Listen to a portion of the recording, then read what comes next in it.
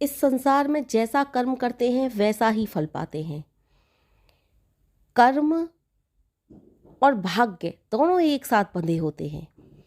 जैसा कर्म करोगे, जैसा आपने जिसको जैसा सुख दिया दुख दिया, उसी के अनुसार आपका भाग्य बन जाता है। तो भाग्य कोई कुदरत का खेल नहीं, भाग्य तुम्हारे कर्मों का खेल है। परमात्मा तो सभी से प्रेम करने वाले हैं, फिर किसी का भाग्य अच्छा और किसी का भाग्य बुरा कैसे बना सकते हैं?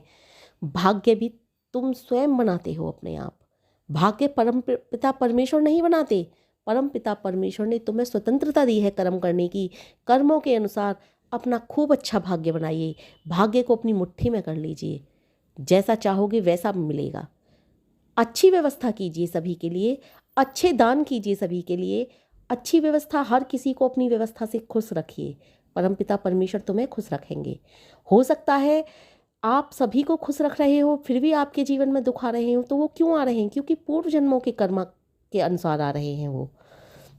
क्योंकि इस जन्म में तो आप सभी को सुख दे रहे हो, व्यवस्थाएं अच्छी रख रहे हो, तो आपको भी किसी ना किसी जन्म में, या फिर हो सकता है इसी जन्म में आगे चलकर, जब आपके दुखों का जो कांटा है वो कट जाए, तो इसी जन्म में आगे चलकर आपको सुख ही सुख मिले।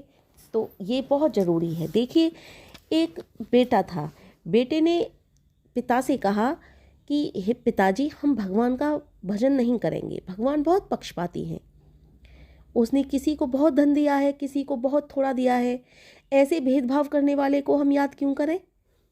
पिता भी बेटे की बात से निरुत्तर था। पिता ने कोई उत्तर नहीं दिया, क्योंकि बेटे ने बात ही ऐसी कही थी पिता से, और इसके लिए तो पिता को कोई ना कोई उदाहरण देना ही पड़ता। दूसरे दिन पिता ने कहा, बेटे आज घर के सामने बाग लगाएंगे।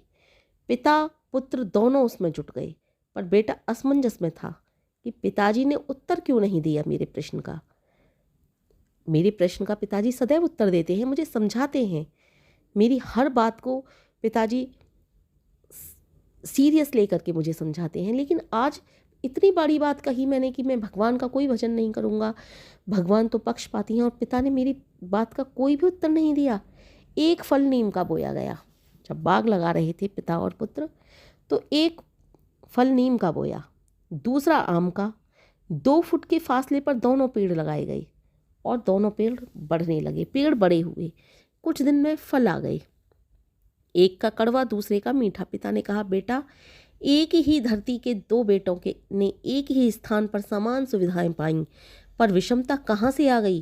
बेटे ने समझ चुका था कि ये प्रकृति का गुण है। जो जैसा चाहता है अपनी सृष्टि में उसी अनुसार बना लेता है। परमात्मा उसके लिए दोषी नहीं है। पुत्र ने बहुत अच्छी तरह समझा, क्योंकि धरती तो एक ही है, उसी में बीज डाला गया, उसी धरती में दोनों तरह के बीज बोए गए। एक नीम का था, दूसरा आम का था। लेकिन जैसा बीज बोओगे वैसी ही तो फसल पाओगे। उसी के अनुसार समझ लीजिए कि परमपिता परमेश्वर दोषी क्यों है? परमपिता परमेश्वर दोषी नहीं है भाई। अपने अपने कर्मों का सबको भोगना है, अपने अपने कर्मों के अनुसार सब भोग रहे हैं। इसलिए परमपिता परमेश्वर का कोई दोष नहीं है। दोष तो तुम्हारे स्वयं के कर्मों का है, या फिर हमारे स्वयं के कर्मों का है। दोष उनका नहीं है। इसलिए परमपिता परमेश्वर कभी पक्षपाती नहीं हो सकते। परमपिता परमेश्वर ने समस्त सृष्टि एक सी बनाई है। जन्म और मृत्यु परमपिता परमेश्वर ने अपने हाथ में रखे हैं। जो लाखों वर्ष पहले जिस प्रकार मनुष्य जन्म लेता था, आज भी वैसे ही जन्म लेता है, वैसी ही क्रियाओं द्वारा मनुष्य पैदा होता है। लेकिन आपने देखा होगा कि बहुत से लोग, अब आप सोच रहे होंगे या फिर बहुत से लोग सोचेंगे कि ऐसा कैसे हो सकता है, जन्म देना तो मनुष्य के हाथ में है। नहीं भाई, जन्म देना मनुष्य के हाथ में नहीं है। जिनके बच्चे नहीं होते ना, चाहे वो कितना भी इलाज करा लें, लाखों उपाय कर लें, उनको बच्चे पैदा नहीं होते। डॉक्टर, कितनी भी डॉक्टर्स की मदद ले लें, कितनी भी साइंस द्वारा आधुनिकता की मदद ले लें, लेकिन जिनको बच्चे नसीब में है ही नहीं, संतान का दुख उसको नहीं मिलेगा। तो इस तरह से परमपिता परमेश्वर के हाथ में है जन्म देना और मृत्यु। मृत्यु कैसे हाथ में है? जैसे लाखों वर्षों पहले मृत्यु होती थी, वैसे ही आज भी होती है। आप कहोगे मृत्यु तो सब तरीके से होती है, किसी की दुर्घटनावश, किसी की कार एक्सीडेंट द्वारा, किसी की बीमारी के द्वारा, किसी की किसी तरीके से तो किसी की किसी तरीके से। हाँ भाई, मृत्यु के तरीके अलग अलग हैं, लेकिन मनुष्य का जाने का तरीका एक ही है। वो क्या है? वो इस शरीर को छोड़ करके ही जाना होगा। कोई भी शरीर उस लोक में नहीं गया जहाँ मृत्यु के बाद जाना होता है। शरीर कोई नहीं गया। वही लाखों करोड़ों वर्षों पहले भगवान ने तय किया था कि शरीर कोई भी नहीं जाएगा, और ना ही आज जाता है। तो जन्म और मृत्यु में भगवान ने कोई भेद नहीं किया। चाहे कोई कितना बड़ा लीडर हो, चाहे कोई कितना बड़ा नेता हो, अभिनेता हो, चाहे कोई कितना भी बड़ा जज हो, कलेक्टर हो, अफसर हो, सबको जन्म भी एक तरीके से और मृत्यु भी एक ही तरीके से। जन्म भी एक ही प्रकार से लेना होगा, इस धरती में आने का तरीका एक ही होगा, और मृत्यु का भी तरीका एक ही होगा, यानी कि इस शरीर को छोड़ करके ही जाना होगा। कोई सा शरीर नहीं जाएगा उस परमात्मा के यहाँ पर। तो परमात्मा कहाँ पक्षपाती है? उसने ये दो चीज़ें ही तो अपने हाथ में रख रखी हैं, जन्म देना और मृत्यु। तो ये दोनों में ही उसने कोई पक्षपात नहीं किया। अब मृत्यु आपकी किस तरह से होगी वो भी आपके कर्मों के ही आधार पर है, लेकिन से शरीर कोई नहीं जाएगा, ये जरूर तय है, क्योंकि परमात्मा ने जन्म और मृत्यु ये दो अपने हाथ में रखी हैं। यदि ये दोनों चीज़ें भी अपने हाथ में ना रखता तो हो सकता है कि परमात्मा को कोई मानता ही नहीं, मनुष्य नहीं मानता, कोई क्या अस्तित्व को मानते ही नहीं परमात्मा के को। इसीलिए परमात्मा का भजन करो, वही सर्वोपरि है। कर्मों को सुधारो। परमात्मा का भजन हमारे कर्मों को सुधारने के लिए सबसे महत्वपूर्ण चीज़ है। परमात्मा का भजन करोगे, हमारे व्यक्तित्व सुधरता चला जाएगा। हमारे व्यक्तित्व में जितने भी अवगुण हैं सब समाप्त होंगे। हमारे अंदर मधुरता, सौम्यता, हमारे अंदर प्रेम, हमारे अंदर की ईर्ष्या, घृणा, नफरत सब समाप्त हो जाएगी, और हमारे अंदर प्रेम ही प्रेम पनपेगा।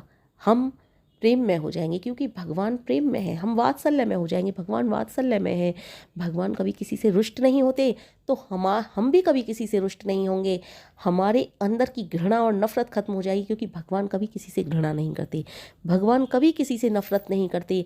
इसलिए परमपिता परमेश्वर का भजन करके हमें अपने सारे अवगुणों को सुधारना है, और जब हमारे सारे हृदय के अवगुण समाप्त हो जाएंगे तब परमपिता परमेश्वर की हम पर कृपा होगी, परमपिता परमेश्वर हमें अपना लेंगे।